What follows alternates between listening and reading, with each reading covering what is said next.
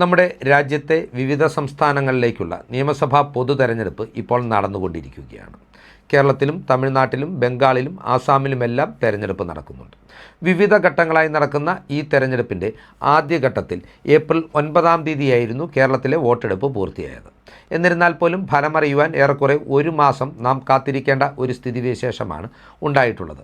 May 4-ാം തീയതിയാണ് കേരളമടക്കം നിയമസഭാ പൊതു തെരഞ്ഞെടുപ്പ് നടന്ന സംസ്ഥാനങ്ങളിലെയും യൂണിയൻ ടെറിട്ടറികളിലെയും ഫലം പുറത്തു വരുന്നത്. ഏപ്രിൽ 29-നാണ് അവസാനഘട്ട വോട്ടെടുപ്പ് എന്നതിനാലാണ് ഫലമറിയുന്നതിന് ഈ കാലതാമസം ഉണ്ടായിട്ടുള്ളത്. സാധാരണഗതിയിൽ വോട്ടെടുപ്പ് പൂർത്തിയായാലുടൻ വോട്ടർമാരുടെ ഒരു ട്രെൻഡ് അറിയുവാൻ രാഷ്ട്രീയ വൃത്തങ്ങളും രാഷ്ട്രീയ പാർട്ടികളും മാധ്യമങ്ങളുമെല്ലാം ആശ്രയിക്കാറുള്ളത് എക്സിറ്റ് പോൾ സർവേകളെയാണ്. എന്നാൽ തെരഞ്ഞെടുപ്പിൻ്റെ അന്തിമ ദിവസമായിട്ടുള്ള ഏപ്രിൽ 29-ാം തീയതി വരെ ഈ എല്ലാ എക്സിറ്റ് പോളുകൾക്കും കേന്ദ്ര തെരഞ്ഞെടുപ്പ് കമ്മീഷൻ നിരോധനം ഏർപ്പെടുത്തിയിരിക്കുകയാണ്.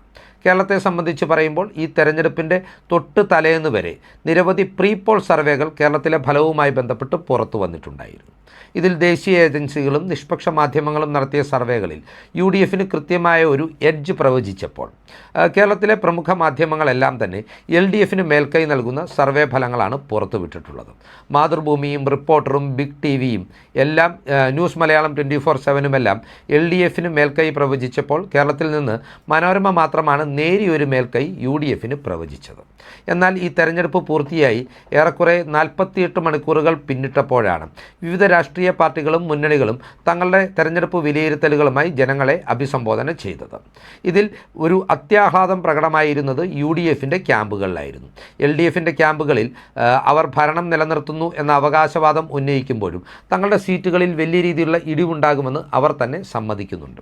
ഏറെക്കുറെ 75 സീറ്റുമായി തങ്ങൾ അധികാരം നിലനിർത്തുമെന്ന അവകാശവാദം CPM ഉൾപ്പെടെ ഇടതുമുന്നണിയുടെ പാർട്ടികൾ മുന്നോട്ട് വെക്കുമ്പോൾ കൃത്യമായ ആധികാരികമായ ഭൂരിപക്ഷത്തോടുകൂടി, അതായത് 85 മുതൽ 100 വരെ സീറ്റുകളുടെ ഭൂരിപക്ഷത്തോടു കൂടിയായിരിക്കും കേരളത്തിൽ തങ്ങൾ അധികാരത്തിലേക്ക് എത്തുവാൻ പോകുന്നതെന്നാണ് പ്രതിപക്ഷ നേതാവ് VD സതീശൻ ഉൾപ്പെടെയുള്ള UDFൻ്റെ പ്രമുഖ നേതാക്കളെല്ലാം തന്നെ വ്യക്തമാക്കിയിട്ടുള്ളത്. എന്തായിരിക്കാം LDFൻ്റെ ഈ ആത്മവിശ്വാസക്കുറവിൻ്റെയും UDFൻ്റെ ഈ അമിത ആത്മവിശ്വാസത്തിൻ്റെയും കാര്യം എന്ന് ചോദിച്ചാൽ അത് വളരെ നിസ്സാരമായിട്ടുള്ള ഒരു ഉത്തരമാണ്. നമുക്കറിയാം, ദേശീയ ഏജൻസികളും മാധ്യമങ്ങളുമെല്ലാം വോട്ടെടുപ്പ് കഴിഞ്ഞ് 24 മണിക്കൂറിനകം തന്നെ അവരുടെ എക്സിറ്റ് പോൾ സർവേ ഫലങ്ങൾ പൂർത്തിയാക്കിയിട്ടുണ്ട്. ഈ സർവേ ഫലങ്ങൾ, അതായത് വോട്ടർമാരുടെ പ്രതികരണങ്ങൾ അവർ ശേഖരിച്ചിട്ടുണ്ട്, അത് ക്രോഡീകരിച്ചിട്ടുണ്ട്, തങ്ങളുടേതായിട്ടുള്ള സർവേ ഫലങ്ങൾ അവർ തയ്യാറാക്കി വെച്ചിട്ടുണ്ട്. എന്നാൽ നിരോധനം നിലനിൽക്കുന്നതിനാൽ ഏപ്രിൽ 29-ന് ശേഷം മാത്രമേ ഈ സർവേ ഫലങ്ങൾ അവർക്ക് പുറത്തുവിടുവാൻ സാധിക്കുകയുള്ളൂ. എന്തൊക്കെയാണെങ്കിലും നമ്മുടെ രാഷ്ട്രീയ പാർട്ടികളുടെ നേതാക്കൾക്കെല്ലാം വിവിധ മാധ്യമങ്ങളുടെ തലവന്മാരുമായും ഉടമകളുമായും അതുപോലെ തന്നെ ദേശീയ ഏജൻസികൾ, അതായത് സർവേ നടത്തുന്ന ദേശീയ ഏജൻസികൾ എന്നിവയായുമെല്ലാം കൃത്യമായൊരു ബന്ധമുണ്ട്. അതിനാൽ തന്നെ ഈ എക്സിറ്റ് പോൾ സർവേകളുടെ ഫലം ഇവർ ഓൾറെഡി അറിഞ്ഞു കഴിഞ്ഞിട്ടുണ്ട്. അത് നൽകിയ ആത്മവിശ്വാസത്തിൻ്റെ ബലത്തിലാണ് UDF 85 മുതൽ 100 വരെ സീറ്റുകൾ നേടി അധികാരത്തിലെത്തുമെന്ന ആത്മവിശ്വാസം UDF നേതാക്കൾ പ്രകടിപ്പിക്കുന്നതെങ്കിൽ ഈ സർവേ ഫലങ്ങൾ നൽകിയ നിരാശയുടെ അടിസ്ഥാനത്തിൽ തന്നെയാണ് തടി തപ്പുവാൻ വേണ്ടി 75 സീറ്റുകൾ വരെ നേടി അധികാരം നിലനിർത്തുമെന്ന അവകാശവാദം CPM മുന്നോട്ട് വെക്കുന്നത്.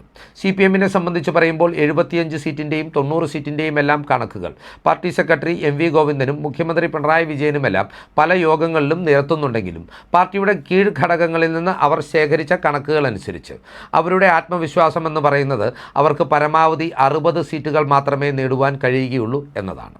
ചില സീറ്റുകളുടെ കാര്യത്തിൽ UDF പോലും വിജയപ്രതീക്ഷ വെച്ചു പുലർത്താത്ത ചില സീറ്റുകളുടെ കാര്യത്തിൽ UDF സ്ഥാനാർത്ഥികൾ ജയിക്കുമെന്ന കണക്കുകൾ CPM തന്നെ നിരത്തുന്നു എന്നത് മറ്റൊരു കൗതുകകരമായ വസ്തുതയാണ്. ഇതിന് 2 ഉദാഹരണങ്ങൾ പറയുകയാണെങ്കിൽ, കണ്ണൂർ ജില്ലയിലെ അഴീക്കോട് സീറ്റിലും അതുപോലെ തന്നെ ആലപ്പുഴ ജില്ലയിലെ അമ്പലപ്പുഴ സീറ്റിലും UDF സ്ഥാനാർത്ഥിക്ക് UDFൻ്റെ കണക്കുകൂട്ടലിനപ്പുറമുള്ള ഒരു മേൽക്കൈയും ഭൂരിപക്ഷവും പ്രവചിക്കുന്നത് CPM ആണെന്നുള്ളതാണ് വസ്തുത.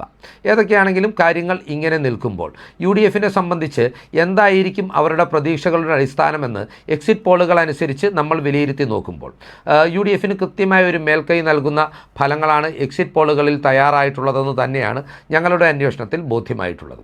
UDFനെ സംബന്ധിച്ച് മലബാർ ബെൽറ്റിലും മധ്യ കേരളത്തിലും കൃത്യമായ ഒരു ലീഡ് നിലനിർത്തുവാൻ അവർക്ക് സാധിക്കുമെന്നുള്ള കൃത്യമായ കണക്കുകൾ UDF കേന്ദ്രങ്ങൾ പുറത്തുവിടുന്നുണ്ട്. UDFനെ സംബന്ധിച്ച് നമുക്കറിയാം, ബൂത്ത് തല കണക്കുകൾ ക്രോഡീകരിച്ച് ഇത്തരത്തിലൊരു കണക്ക് രൂപപ്പെടുത്തി പുറത്തേക്ക് വിടുവാനുള്ള ഒരു സംവിധാനമൊന്നും UDFലെ പ്രധാന ഘടകകക്ഷിയായ കോൺഗ്രസിന് പോലുമില്ല. എന്നിട്ടും കൃത്യമായി ജില്ല തിരിച്ച് ഇത്ര സീറ്റുകൾ നേടുമെന്ന് ജയിക്കുമെന്ന് അവർ ആധികാരികമായി പറയുമ്പോൾ അതിനുള്ള അടിസ്ഥാനം എക്സിറ്റ് പോളുകളാണെന്ന് വ്യക്തമാകുകയാണ്. മലബാറിൽ വയനാട്ടിലും കാസർഗോഡും കോഴിക്കോടും മലപ്പുറം ജില്ലകളിലും മിന്നും പ്രകടനം കാഴ്ചവെച്ച് ഏറെക്കുറെ സീറ്റുകൾ UDF തൂത്തുവാരും എന്ന നിലയിലാണ് എക്സിറ്റ് പോൾ സർവേ ഫലങ്ങൾ പുറത്തു വന്നിട്ടുള്ളത്. ഇതിൽ ഏറ്റവും അത്ഭുതപ്പെടുത്തുന്ന കണ്ടെത്തൽ എന്ന് നമുക്ക് മനസ്സിലാക്കുവാൻ സാധിക്കുന്നത് കോഴിക്കോട് ജില്ലയുമായി ബന്ധപ്പെട്ടിട്ടുള്ള സർവേ ഫലങ്ങളാണ്. കോഴിക്കോട് ജില്ലയിലെ ആകെയുള്ള 13 സീറ്റുകളിൽ 9 മുതൽ 10 സീറ്റുകളിൽ വരെ UDF ജയിക്കുമെന്നുള്ള കണക്കാണ് എക്സിറ്റ് പോളുകളിൽ ഉൾപ്പെടുത്തിയിട്ടുള്ളതെന്നാണ് അറിയുവാൻ കഴിയുന്നത്. മലബാർ ബെൽറ്റിനെ സംബന്ധിച്ച് പറയുമ്പോൾ കണ്ണൂർ ജില്ലയിൽ കൃത്യമായ ഒരു മേധാവിത്വം, അതായത് ആകെയുള്ള 9 സീറ്റുകളിൽ 5 മുതൽ 6 സീറ്റുകൾ വരെ നേടുവാൻ UDFന് കഴിഞ്ഞിട്ടുണ്ടെന്നും എക്സിറ്റ് പോളുകൾ വിലയിരുത്തുന്നതായി പുറത്തുവരുന്ന റിപ്പോർട്ടുകൾ സൂചിപ്പിക്കുന്നുണ്ട്. പാലക്കാട് ജില്ലയിൽ മാത്രമാണ് UDFന് വലിയ പ്രതീക്ഷയില്ലാത്തത്. ഇവിടെ ആധിപത്യം നിലനിർത്തുവാൻ ഇടതുമുന്നണിക്ക് സാധിക്കും. എങ്കിൽ പോലും നിലവിലെ സ്ഥിതിയിൽ നിന്ന് സീറ്റെണ്ണം അല്പമൊന്ന് വർദ്ധിപ്പിക്കാവുന്നൊരു സാഹചര്യം പാലക്കാട് ജില്ലയിൽ പോലും UDFനുണ്ട് എന്നാണ് വിലയിരുത്തൽ. അതായത് പാലക്കാടിൽ നിലവിൽ 2 സീറ്റുകൾ മാത്രമാണ് UDFനുള്ളത്. അത് 4 സീറ്റുകൾ വരെയായി ഉയർന്നേക്കാമെന്ന് എക്സിറ്റ് പോളുകൾ കണ്ടെത്തുന്നുണ്ടെന്നാണ് അറിയുവാൻ കഴിയുന്നത്.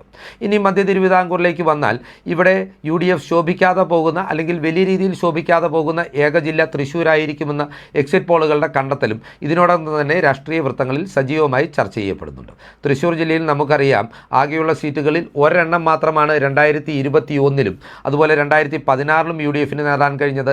2016-ൽ വടക്കാഞ്ചേരിയായിരുന്നെങ്കിൽ 2021-ൽ UDF കോൺഗ്രസ് വിജയിച്ച ഏക മണ്ഡലം ചാലക്കുടിയായിരുന്നു.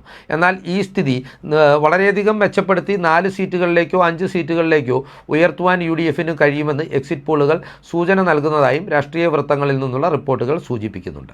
എറണാകുളം ജില്ലയിലേക്ക് വരുമ്പോൾ ജില്ല തൂത്തുവാരുമെന്നും കോട്ടയത്തേക്ക് എത്തുമ്പോൾ കോട്ടയത്ത് ആകെയുള്ള 9 സീറ്റുകളിൽ 7 എണ്ണം വരെയും UDF പിടിക്കുമെന്നുമാണ് എക്സിറ്റ് പോൾ ഫലങ്ങളെന്നാണ് അറിയുവാൻ കഴിയുന്നത്. ഇടുക്കി, പത്തനംതിട്ട ജില്ലകളിൽ ഓരോ സീറ്റ് മാത്രമായിരിക്കും പരമാവധി UDFന് നഷ്ടപ്പെടുവാൻ പോകുന്നതെന്നും റിപ്പോർട്ടുകൾ സൂചിപ്പിക്കുന്നതായി അറിയുവാൻ കഴിയുന്നുണ്ട്. അതുപോലെ ഇനി തെക്കൻ കേരളത്തിലേക്ക് പോയാൽ അവിടെയും ആലപ്പുഴ ജില്ലയിൽ വലിയ രീതിയിൽ പ്രകടനം മെച്ചപ്പെടുത്തുവാനും 2021-ലെ ഒരു സീറ്റിൽ നിന്ന് ആകെയുള്ള 9 സീറ്റുകളിൽ 5 എണ്ണമെങ്കിലും വിജയിക്കുന്ന നിലയിലേക്ക് കാര്യങ്ങളെ എത്തിക്കുവാനും UDFന് സാധിച്ചിട്ടുണ്ടെന്നാണ് അറിയുവാൻ കഴിയുന്നത്.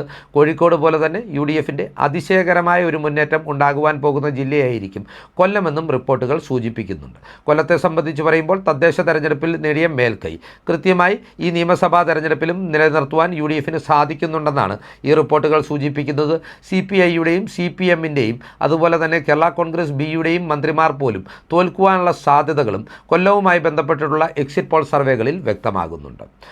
പാലക്കാടും തൃശ്ശൂരും പോലെ തന്നെ UDFന് ഭേദപ്പെട്ട പ്രകടനം പോലും കാഴ്ചവെക്കുവാൻ കഴിയാതെ പോകുന്ന ഒരു ജില്ലയായി തിരുവനന്തപുരം ജില്ല മാറും എന്ന കാര്യത്തിലും എക്സിറ്റ് പോളുകൾക്ക് വിരുദ്ധാഭിപ്രായമില്ല.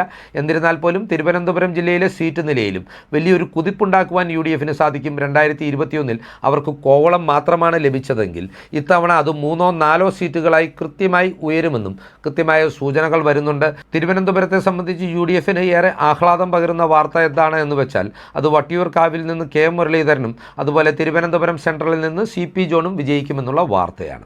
ഇത്തരത്തിൽ LDF കേന്ദ്രങ്ങളുടെ മ്ലാനതയ്ക്കും UDF കേന്ദ്രങ്ങളുടെ ആഹ്ലാദ തിരതലിനും കാരണമായിട്ടുള്ളത് ഈ ചോർന്ന് പുറത്തു വന്നിട്ടുള്ള എക്സിറ്റ് പോൾ ഫലങ്ങളാണെന്നുള്ള വിലയിരുത്തലിലാണ് രാഷ്ട്രീയ വൃത്തങ്ങൾ മുന്നോട്ട് പോകുന്നത്. കേരളവുമായി ബന്ധപ്പെട്ട് എക്സിറ്റ് പോളുകൾ പലപ്പോഴും തെറ്റാറുണ്ട് എന്ന് പലരും പറയുമ്പോഴും 2021-ൽ ഏറെക്കുറെ ഏകപക്ഷീയമായി തന്നെ പിണറായി വിജയൻ ഭരണകൂടത്തിൻ്റെ തുടർച്ച ദേശീയ മാധ്യമങ്ങൾ കൃത്യതയോടുകൂടി പ്രവചിച്ചിരുന്നു. അന്ന് ഇടതുമുന്നണിക്ക് 100-ലധികം സീറ്റുകളാണ് മിക്ക ദേശീയ മാധ്യമങ്ങളും പ്രവചിച്ചത് എന്നുകൂടി ഓർക്കണം. അതിനാൽ തന്നെ ഈ ഘട്ടത്തിൽ ചോർന്ന് പുറത്തു വന്നിട്ടുള്ള ഈ എക്സിറ്റ് പോൾ സർവേകളെ അവിശ്വസിക്കേണ്ടതില്ല എന്നാണ് ഇടതുമുന്നണിയിലെയും UDFിലെയും നേതാക്കൾ ഒരുപോലെ തന്നെ പറയുന്നത്. കൃത്യമായി ഇവിടെ UDFനെ സഹായിച്ച ഘടകങ്ങൾ ഏതൊക്കെയാണെന്നും എക്സിറ്റ് പോൾ ഫലങ്ങൾ സൂചിപ്പിക്കുന്നുണ്ട്. അത് പ്രധാനമായും ന്യൂനപക്ഷ ഏകീകരണവും ഭരണവിരുദ്ധ വികാരം അല്ലെങ്കിൽ പിണറായി വിരുദ്ധ വികാരവുമായിരുന്നു. ഏതൊക്കെയാണെങ്കിലും ഏപ്രിൽ 29-ാം തീയതി എക്സിറ്റ് പോളുകൾ ഔപചാരികമായി പുറത്തു വരുന്നതുവരെ ഈ റിപ്പോർട്ടുകളുടെ ആധികാരികത അറിയുവാൻ നാം കാത്തിരിക്കേണ്ടതുണ്ട്. അതുവരെ ഈ വിശദാംശങ്ങൾ പ്രേക്ഷകർക്കായി പങ്കുവച്ചുകൊണ്ട് ഈ വീഡിയോ ഇവിടെ അവസാനിപ്പിക്കുന്നു.